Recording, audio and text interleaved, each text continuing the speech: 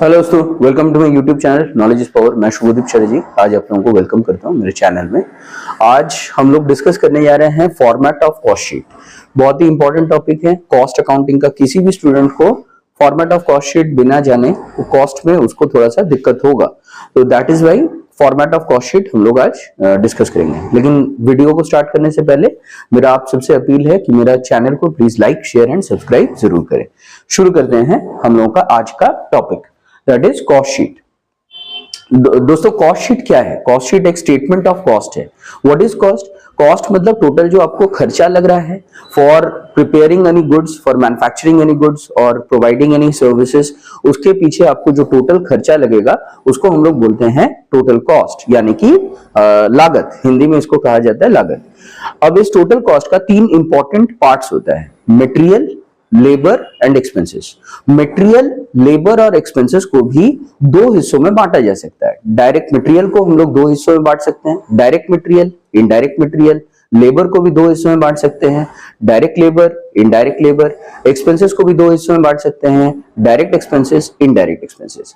जितने भी direct costs हैं, यानी कि डायरेक्ट मटेरियल, डायरेक्ट लेबर और डायरेक्ट एक्सपेंसेस को अगर जोड़ दिया जाए तो निकलता है प्राइम कॉस्ट, ठीक है। और जितने भी इनडायरेक्ट एक्सपेंसेस हैं, जैसे इनडायरेक्ट मटेरियल, इनडायरेक्ट लेबर और इनडायरेक्ट एक्सपेंसेस, उसको अगर जोड़ दिया जाए तो बनता है ओवरहेड्स। ओवरहेड्स कई किस्म के हो सकते हैं, जैसे फैक्ट्री के अंदर अगर ओवरहेड्स इनकर हो रहा है तो उसको हम लोग फैक्ट्री ओवरहेड मानते हैं या वर्क्स ओवरहेड मानते हैं। अगर फैक्ट्री के बाहर इनकर हो रहा है फॉर द पर्पस ऑफ से ऑफिस एंड एडमिनिस्ट्रेशन के पर्पस के लिए, तो हम लोग उसको मानते हैं ऑफिस एंड एडमिनिस्ट्रेशन ओवरहेड्स। अगर सेलिंग वेलिंग के रिलेशन में वो ओवरहेड्स हम लोग इनकर कर रहे हैं तो हम लोग ऐसे ओवरहेड्स को कहते हैं सेलिंग एंड डिस्ट्रीब्यूशन ओवरहेड्स। अब आप देखिए कि किस तरीके से हम लोग इस स्टेटमेंट को तैयार करते हैं। जैसे कि मैंने बोला कि हमें सबसे पहले प्राइम कॉस्ट निकालना है। प्राइम कॉस्ट निकालने के लिए हमें जरूरत पड़ेगा raw material consumed. Raw material consumed क्या होता है? Opening stock of raw materials plus purchases minus closing stock of raw materials. Opening stock of raw materials मतलब क्या होता है दोस्तों? Opening stock of raw materials का मतलब होता है कि ईयर स्टार्ट होने से पहले, ईयर स्टार्ट जिस दिन हुआ उस दिन आपके पास जितने का कच्चा माल था, जितने वैल्यू का कच्चा माल था, उसको हम लोग बोलते हैं opening stock of raw materials. During the year, ठीक है, पूरे साल भर में आपने जितने रॉ मटेरियल खरीद के लाए वो हो गया परचेजेस। और ईयर के एंड में जो रॉ मटेरियल्स आपके पास बचा रह गया वो हो गया closing stock of raw materials. आपको क्या करना है? आपको ओपनिंग स्टॉक के साथ परचेजेस को ऐड कर देना है और क्लोजिंग स्टॉक को माइनस कर देना है। तो opening stock plus purchases minus closing stock आपको दे देगा रॉ मटेरियल कंज्यूम्ड। ये रॉ मटेरियल कंज्यूम्ड आपको सबसे पहले निकालने के बाद आप इसके साथ ऐड कर देना डायरेक्ट वेजेस को। डायरेक्ट वेजेस क्या होता है दोस्तों? Direct wages is the wages that you pay to the workers who are working in the factory and are participating directly in the production process. जो वर्कर्स घंटे के हिसाब से पेमेंट लेते हैं या डेली बेसिस पे पेमेंट लेते हैं ताकि वो लोग फैक्ट्री में प्रोडक्शन में पार्टिसिपेट कर सके। फैक्ट्री में प्रोडक्शन में पार्टिसिपेट करने के बदले में हम जो उसको वेजेस चुकाते हैं तो उसको हम लोग बोलते हैं डायरेक्ट वेजेस। तो डायरेक्ट वेजेस को हम लोग रॉ मटेरियल कंज्यूम्ड के साथ ऐड कर देंगे और डायरेक्ट एक्सपेंसेस को भी इसके साथ हम लोग जोड़ देंगे। इन तीनों को ऐड करने के बाद आएगा प्राइम कॉस्ट। डायरेक्ट एक्सपेंसेस क्या होता है दोस्तों? Direct expenses are those expenses which are directly related to the production process. For example, hiring charges of plant, machinery, royalty etcetera, तो इसको हम लोग बोलते हैं डायरेक्ट एक्सपेंसेस। मतलब ऐसे एक्सपेंसेस जिसके बगैर प्रोडक्शन करना संभव नहीं था, वो डायरेक्टली एसोसिएटेड है आपके प्रोडक्शन प्रोसेस में, उसको हम लोग डायरेक्ट एक्सपेंसेस बोल रहे हैं। तो डायरेक्ट एक्सपेंसेस का आप एग्जांपल ले सकते हो, hiring charges of plant and machinery etcetera. ये सारे खर्चों को अगर आप जोड़ दोगे तो आपको टोटल जो आएगा that is the prime cost. Prime cost के साथ आप ऐड करो वर्क्स ओवरहेड। वर्क्स ओवरहेड यानी कि factory overhead. Factory overhead is that indirect expense जो कि फैक्ट्री के पर्पस के लिए आपको यूज करना पड़ रहा है, आपको खर्चा करना पड़ रहा है। फॉर एग्जांपल, फैक्ट्री रेंट, ठीक है, फैक्ट्री का भाड़ा। तो factory rent is a type of works overhead और द फैक्ट्री ओवरहेड्स। अब इसको अगर आप जोड़ दोगे प्राइम कॉस्ट के साथ तो आएगा आपका gross works cost. Gross works cost के साथ आपको क्या करना है, आपको वर्क इन प्रोग्रेस का ओपनिंग स्टॉक को जोड़ना है और क्लोजिंग स्टॉक को माइनस करना है। माइनस करने के बाद आपके पास आएगा नेट वर्क्स कॉस्ट। ठीक है, तो ये वर्क इन प्रोग्रेस क्या होता है दोस्तों? तो देखो, जब भी आप रॉ मटेरियल्स को, कच्चा माल को आप फिनिश गुड्स में कन्वर्ट करते हो, फिनिश गुड्स में कन्वर्ट करते हो, तो बीच का एक स्टेज आता है that is called as work in progress. तो रॉ मटेरियल्स पहले कन्वर्ट होता है इनटू वर्क इन प्रोग्रेस, जिसको आप सेमी फिनिश्ड गुड्स भी कह सकते हो। You can call it semi finished goods, मतलब जो गुड्स पूरी तरीके से अभी तैयार नहीं है लेकिन वो रॉ मटेरियल स्टेज से बाहर निकल चुका है। तो रॉ मटेरियल स्टेज से जैसे ही वो बाहर निकलेगा, हम लोग उसको वर्क इन प्रोग्रेस बोलना स्टार्ट कर देंगे। वर्क इन प्रोग्रेस को और उसमें जो इनकम्प्लीटनेस है उसको अगर हम लोग प्रोडक्शन प्रोसेस में कंप्लीट कर देंगे तो वो बन जाएगा finish goods.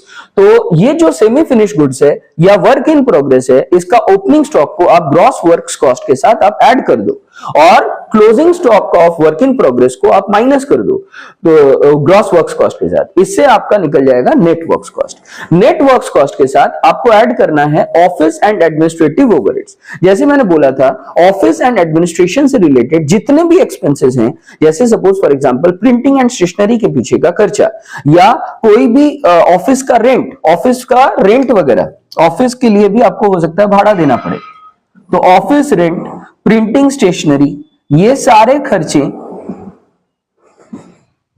Printing and stationery, all these expenses are called as office and administration और ऑफिस एंड एडमिनिस्ट्रेटिव ओवरहेड्स। इसको अगर हम लोग नेट वर्क्स कॉस्ट के साथ ऐड कर देंगे तो हम लोगों का जो टोटल आएगा that is called as cost of production, यानी कि COP।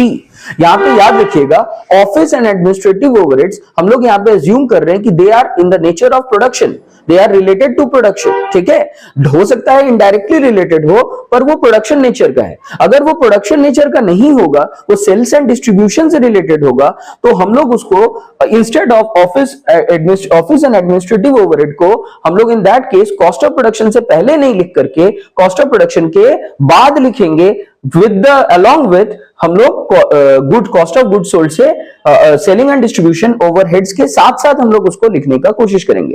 खैर, हम लोग उसके बारे में अभी नहीं डिस्कस कर रहे हैं। Nothing given, always assume that office and administrative overhead is in the nature of production. हम लोग उसको कॉस्ट ऑफ प्रोडक्शन से पहले ही हम लोग उसको क्या करेंगे, लिखेंगे, नेट वर्क्स कॉस्ट के साथ हम लोग जोड़ देंगे। तो net works cost plus office and administrative overheads will give you cost of production. Cost of production के साथ आपको ऐड करना पड़ेगा opening stock of finish goods और माइनस करना होगा closing stock of finish goods. तो opening stock of finish goods को अगर आप जोड़ोगे और closing stock of finish goods को अगर आप माइनस करोगे with the cost of production, तो आपके पास आ जाएगा कॉस्ट ऑफ गुड्स सोल्ड, यानी कि COGS।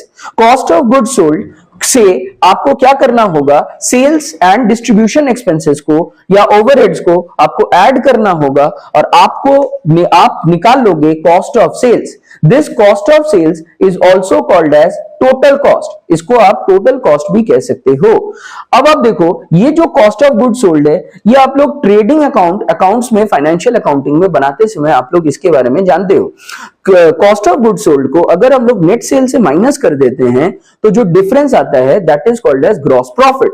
तो ग्रॉस प्रॉफिट में से जितने भी इनडायरेक्ट एक्सपेंसेस है उसको माइनस करने के बाद ही नेट प्रॉफिट निकलता है। तो हम लोग यहाँ पे मतलब सिंस फाइनेंशियल अकाउंटिंग का प्रोसेस ही अलग होता है, तो इसीलिए हम लोग क्या कर रहे हैं, कॉस्ट उस तरह वो सब चीजों को नहीं ला रहे हैं। हम लोग कॉस्ट अकाउंटिंग में ये फॉर्मेट को फॉलो करते हैं। अच्छा, अब ये जो टोटल कॉस्ट है इसके साथ क्या करना है, देखो कॉस्ट शीट में यही आपका फॉर्मेट है, लेकिन इनकम स्टेटमेंट जब आप तैयार करोगे, इनकम स्टेटमेंट में आपको नेट सेल्स पहले लेना पड़ेगा। नेट सेल्स में से टोटल कॉस्ट को आपको माइनस करना पड़ेगा, that is the cost of sales, और जो डिफरेंस आएगा that will be the profit. तो ये है हम लोगों का इनकम स्टेटमेंट का फॉर्मेट। अब यहां पे मैं एक बार रिकैप कर देता हूं, full recap of the entire video. सबसे पहले रॉ मटेरियल कंज्यूम्ड, ठीक है, रॉ मटेरियल कंज्यूम कैसे निकालोगे, opening stock of raw materials plus purchases minus closing stock of raw materials will give you raw material consumed. इसके साथ add होगा direct wages, इसके साथ ऐड होगा डायरेक्ट एक्सपेंसेस। डायरेक्ट एक्सपेंसेस का example hiring charges of plant and machinery etcetera. तीनों को add करने के बाद आएगा प्राइम कॉस्ट।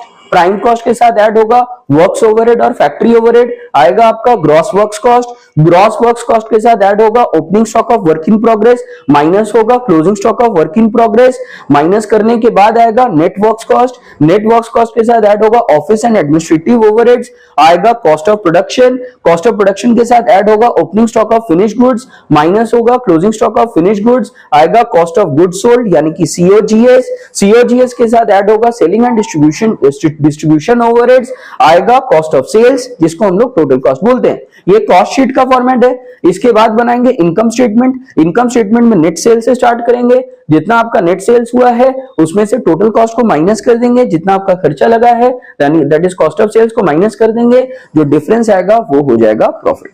आई होप आपको वीडियो समझ आया। अब अगले क्लासेस में मैं इसके ऊपर क्वेश्चंस जो है उसके लिए सेपरेट वीडियो मैं कुछ वीडियो बना चुका हूं और भी वीडियो आने वाला है मेरा। Thank you.